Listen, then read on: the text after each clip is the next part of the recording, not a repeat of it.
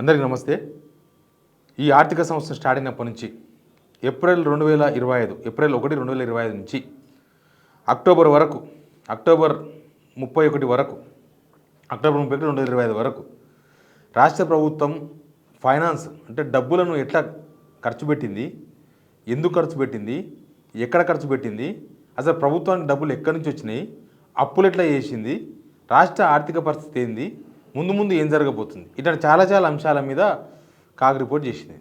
కాగు ఈ ప్రభుత్వ వైఫల్యాలను ఉత్తగా కాదు ఇసుకేసి రాసి కడిగి ఆడబడేసింది. అంటే ఈ ప్రభుత్వము ఆర్థిక క్రమశిక్షణ పాటిస్తలేదు. వీళ్ళు చెప్పింది వేరు, చేస్తున్నది వేరు. ఎక్కడ డెవలప్మెంట్ లేదు, స్కీమ్స్ లేవు, ప్రభుత్వాలకు జీతాలు పెంచలేదు, పెన్షనర్లకు జీతాలు వాళ్ళకు బెనిఫిట్స్ ఇవ్వలేదు, పిల్లలకు ఆరోగ్యకరమైన తిండి పెడతలేరు, ఫీజు రింబర్స్మెంట్ లేదు, ఆరోగ్యశ్రీ లేదు, రోడ్లు చూసారు కదా మొన్ననే కొడంగల్లా జడ్చెల్లా ఇట్లా లేచిపోతున్నాయి. అట్లాంటి సిచ్యువేషన్ రాష్ట్రం మొత్తం కుంటుపడిపోయిందని ఈ రిపోర్ట్ చూస్తే నాకు అర్థమైంది.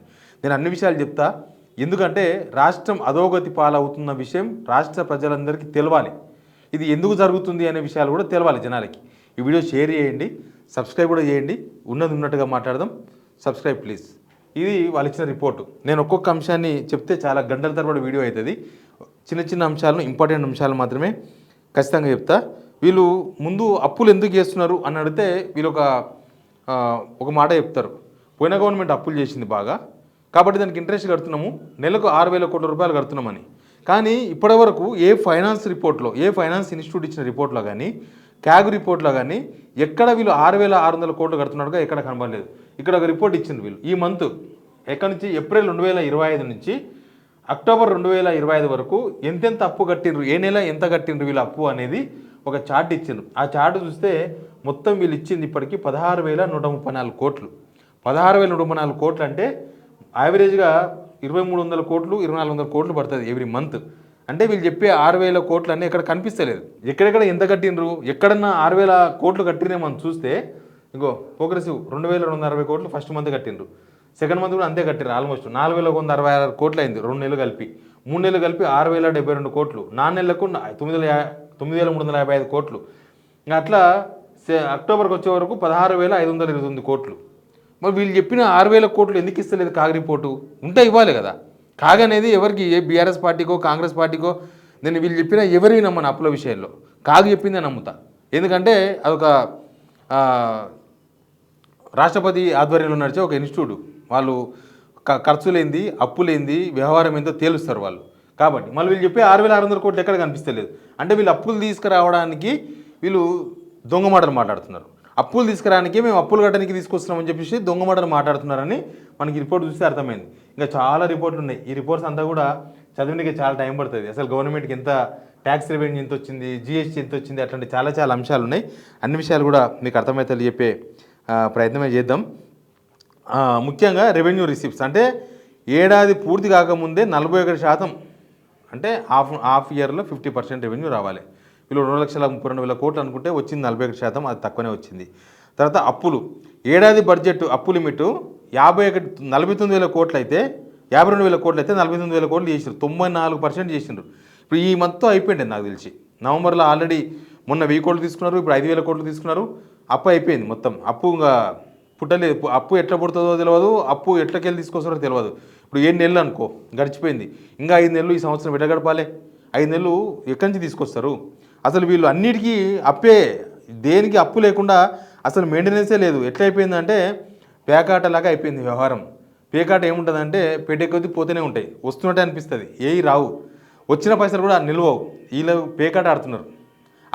అకౌంట్ సెక్షన్ మీద ఎంత ప్రెషర్ ఉందంటే డబ్బులు ఇట్లా వడంగానే ఎవరో ఒక మంత్రి ఏదో ఒక కాంట్రాక్టర్ కొట్టిపించేస్తారు, వాళ్ళకి అక్కడి నుంచి కమిషన్ వస్తుంది. అంతే తప్ప జనాలకి ఇచ్చేది లేదు. జీతాలు, పెన్షన్లు, స్కీములు, సబ్సిడీలు, రెంటులు, ఈ నెట్ బిల్లులు, వాటర్ బిల్లులు మొత్తం అప్పు చేసే కట్టాలి.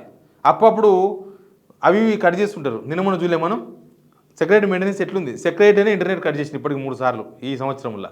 సెక్రటరీనే వాటర్ లేవు మొన్నటిదాకా. ఇక్కడ హైదరాబాద్ కలెక్టరేట్లో నీళ్ళు లేవు 3 రోజులు. గాంధీ హాస్పిటల్లో 3 రోజులు నీళ్ళు లేవు. ఎందుకు లేవంటే బిల్లులు కడతలేరు, ఎక్కడ కడతలేరు.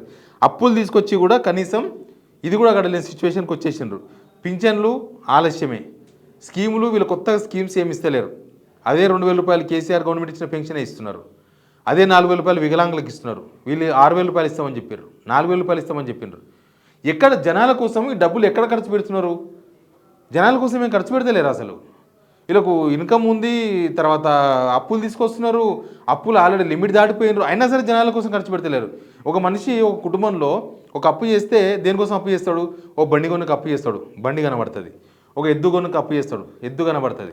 ఓ ట్రాక్టర్ కోసం అప్పు చేస్తాడు, ట్రాక్టర్ కనబడుతుంది. ఓ ఇల్లు కోసం అప్పు చేస్తాడు, ఇల్లు కనబడుతుంది.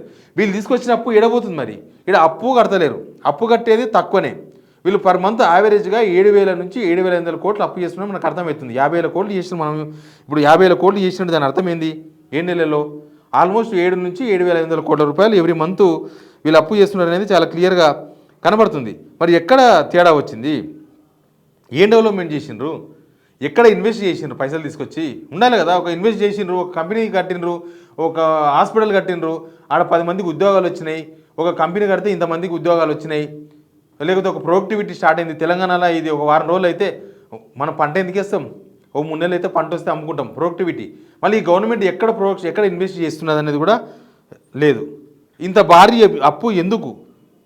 అసలు ఎందుకు ఖర్చులు ఇట్లా అవలీలగా ఖర్చు పెట్టేస్తున్నారు? ఇట్లా ఉత్తగా ఖర్చు పెట్టేస్తున్నారు. అప్పులు తీసుకొచ్చి జనాల పేరు చెప్పి జనాల పేరు మీద ఆర్థిక ప్రణాళిక జీరో. అంటే ఫైనాన్స్ ఎట్లా ఖర్చు పెట్టాలి అనేది లేదు. ఎవరో మినిస్టర్ వస్తాడు, తనకపోతాడు. ఇప్పుడు ఎమ్మెల్యేలు, సొంత పార్టీ ఎమ్మెల్యేలే మా కాన్స్టిట్యున్సీలో మేము రోడ్ వేయించలేకపోతున్నాము, మా కాన్స్టిట్యున్సీలో మోరీ కట్టించలేకపోతున్నాము, ఏమీ లేదు, అసలు మేము పెళ్లిలకు సావులకు తప్ప దేనికి పోలేకపోతున్నామని ఒక ఎమ్మెల్యే ఎందుకు మాట్లాడుతున్నాడు? అంటే వీళ్ళేమి ఇస్తలేరు కాబట్టి మాట్లాడుతున్నారు. వీళ్ళు ఇస్తే మా మామనార్ ఎమ్మెల్యే ఎన్ఎన్ శ్రీనివాసరెడ్డి ఆయన్ని అన్నాడు ఈ మాట. ఆయన ఏకంగా కేసీఆర్ కిట్ అనే స్కీమ్ ఈ గవర్నమెంట్ కట్ చేసింది. ఎందుకంటే సంవత్సరానికి 300 కోట్లు ఖర్చు అవుతుందంట. 300 కోట్లు వీళ్ళు పెట్టే కమిషన్లు, వీళ్ళు ఇచ్చే కాంట్రాక్టులు, వీళ్ళు ఇచ్చే అడ్డమైన వీళ్ళు హెలికాప్టర్లు వేసుకుని తిరిగేదానికన్నా ఆ స్కీమ్ ఇస్తే కనీసం ఆ బాలింతలకు పనికొస్తుంది. ఆ 300 కోట్లు పెట్టలేక ఎన్ఎన్ శ్రీనివాసరెడ్డి సొంతంగా ఆయన్ని వైఎస్ఆర్ కిట్ అని పెట్టుకున్నాడు. ఇక ఎమ్మెల్యేలు సొంతంగా అన్నో ఎన్నో ఎన్ఆర్ఎల్ని అడుక్కోనో అప్పు చేసో ఇప్పు చేసో పెట్టుకోవాల్సిందే తప్ప ఎవరేం చేసినా అది లేకుండా పోయింది. ట్రస్ట్ మీద రోజు ఒత్తిడి, గవర్నెన్స్లో కంటిన్యూటీ లేదు, ఇంకా గవర్నెన్స్లో ఒక ప్రొసీజర్ లేదు. ఒక ఎవరికి డబ్బులు ఇవ్వాలి ముందు, ఎవరికి తర్వాత ఇవ్వాలి, ఏ స్కీమ్కు ముందు ఇవ్వాలి, ఏం లెక్కలేవు, పత్రాలు లేవు. అందుకే ఇట్లాంటివి వస్తాయి. ఎందుకు ఫెయిల్ అయింది, ఎందుకు ఫైనాన్స్ మేనేజ్మెంట్ లేదు అంటే 3 రకాల కారణాలు ఉన్నాయి. ఇంకా చాలా రకాల కారణాలు ఇంపార్టెంట్వి. డిసిజన్స్ బాగా డిలే. ఏ డిసిజన్ తీసుకోరు, డబ్బులతో ముడిపడినది ఏది చేయదు గవర్నమెంట్. ఎంతసేపటికి నేను ఆ విగ్రహం పెడతా, నేను ఇది చేస్తా, అది చేస్తా ఉండేది తప్ప వీళ్ళు ఏ డిసిజన్ డిలే మొత్తం. తర్వాత ఫైల్స్ క్లియరెన్స్ చాలా స్లో. ఏదన్నా ఓ ఇండస్ట్రీ పెడదామంటే కూడా సహకరించరు వీళ్ళు. వాళ్ళకి ఏందో చూసుకుంటారు ముందు, వాళ్ళకి ఇచ్చిన తర్వాత ఫైల్ కదులుతుంది. ఇప్పుడు డబ్బులు వచ్చే ఫైల్స్ తప్ప సెక్రటేరియట్లో గవర్నమెంట్లో ఏది కదులుతలేదు. దాని అర్థం ఏంది? వాళ్ళకు రాష్ట్రం కన్నా, రాష్ట్ర ఆర్థిక పరిస్థితి కన్నా, రాష్ట్ర ఖజానా కన్నా, రాష్ట్ర ప్రజల కన్నా, రాష్ట్ర ప్రజల సంక్షేమ పథకాల కన్నా వాళ్ళకు వచ్చేదే ఇంపార్టెంట్. అందుకే డబ్బులు వచ్చే పథకాలు, డబ్బులు వచ్చే ఫైల్స్ మాత్రం కదులుతాయి. ఆఫీసర్స్ ఫ్రీక్వెంట్ రిషఫ్లింగ్, ఆఫీసర్స్ను మారుస్తూనే ఉంటారు. ఒక 3 నెలలు వచ్చి ఒక కమిషనర్ వచ్చి ఇట్లా చూసుకునే లోపల మార్చేస్తారు. ఓ ఐఏఎస్ వచ్చి ఆయన పరిధిలో చూసుకునే లోపల మార్చేస్తారు. ఎందుకంటే వీళ్ళ విషయాలు తెలుస్తాయనో, లేకపోతే వీళ్ళ గ్రిప్ లేకపోవడం వల్లనో. ఇప్పుడు ఒక ఆయనకి ఏం రానప్పుడు పక్కనకి వచ్చాను, ఆయన మీద అసూయ ఉంటుంది. ఆఫీసర్కి అన్నీ తెలుస్తాయి, వీళ్ళకేం తెలియదు. ఇప్పుడున్న గవర్నమెంట్లో ముఖ్యమంత్రి గారికి ఎక్స్పీరియన్స్ లేదు, మిగతా వాళ్ళు అంతంతనే ఏడిచిండ్రు. మాకన్నా వాళ్ళకి ఎక్కువ తెలుస్తుందని చెప్పి బహుశా వాళ్ళని ట్రాన్స్ఫర్ చేస్తున్నట్టుంది. ఇట్లా స్టేట్ ఇన్కమ్ అంతా తక్కువైపోయింది. ఏ డిసిజన్ తీసుకోక బడ్జెట్ చాలా స్పీడ్గా ఖాళీ అయిపోయింది ఆల్రెడీ.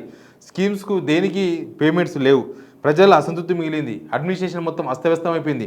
ఇప్పుడు కాగిచ్చిన రిపోర్ట్ను చూస్తే అదే కనబడుతుంది. నేను ఇట్లాంటి వీడియో చేసిన ప్రతిసారి కూడా కింద కామెంట్ బాక్స్లో చాలామంది పెడుతుంటారు ఉచితాలు ఇస్తే ఇట్టే ఉంటుందని.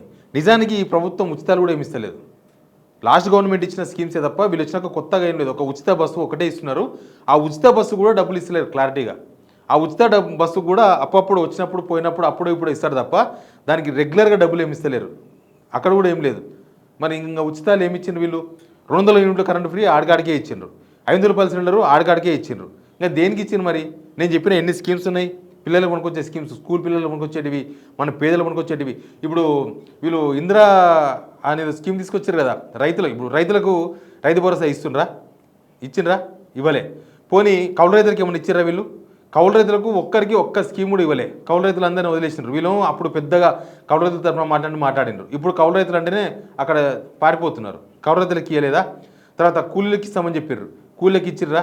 అసలు రైతులకు బోనస్ ఇచ్చిండ్రా? పోయిన వ్యవసాయంలో ఉన్న బోనసే ఇప్పటిదాకా ఇవ్వలేదు. ఇప్పుడు ఉన్న ఓట్లకు 2 రోజులు పైసలు ఇస్తామన్నారు, ఇస్తుండ్రా? బోనస్ ఇస్తుండ్రా? అసలు పైసలు ఇస్తుండ్రా? అది ఎక్కడ ఇస్తున్నారు పైసలు? అసలు జనాలకు డబ్బులే ఇస్తలేరు. డబ్బులు వస్తున్నాయి పోతున్నాయి, డబ్బులు వస్తున్నాయి పోతున్నాయి, నిమిషానికి వస్తున్నాయి, అర నిమిషానికి పోతున్నాయి. ఎక్కడ పోతున్నాయి? ఏం చేస్తుంది గవర్నమెంట్? అసలు ఎక్కడ ఈ అప్పులైంది ఎందుకు చేస్తున్నది గవర్నమెంట్? అసలు ఇప్పటికే 2.5 లక్షల కోట్ల అప్పు అయిందంట. ఇప్పటికే 2 సంవత్సరాలకే 2.5 లక్షల కోట్ల అప్పు అయితే అది కూడా ఓన్లీ ఈ ఎఫ్ఆర్బిఎం పరిధిలో, అంటే ఆర్బీఐ లెక్కలు ఉంటాయి కదా, ఎఫ్ఆర్బిఎం పరిధిలో తీసుకున్నాయి, కార్పొరేషన్ ద్వారా తీసుకునే మొత్తం కలిస్తే 3.5 లక్షల కోట్ల అప్పు అవుతుందంట. అంటే వీళ్ళ గవర్నమెంట్ పోయే వరకు 7 లక్షల కోట్ల అప్పు చేస్తారా? ఒక ప్రాజెక్ట్ పెట్టకుండా, ఒక స్కీమ్ ఇవ్వకుండా, ఎవరిని సంతృప్తి చేయకుండా, ఎవరికి ఏం డబ్బులు ఇవ్వకుండా 7 లక్షల కోట్ల అప్పు చేస్తారు. దీన్ని ప్రజలు అర్థం చేసుకోవాల్సిన అవసరం ఉంది. Please subscribe signal TV.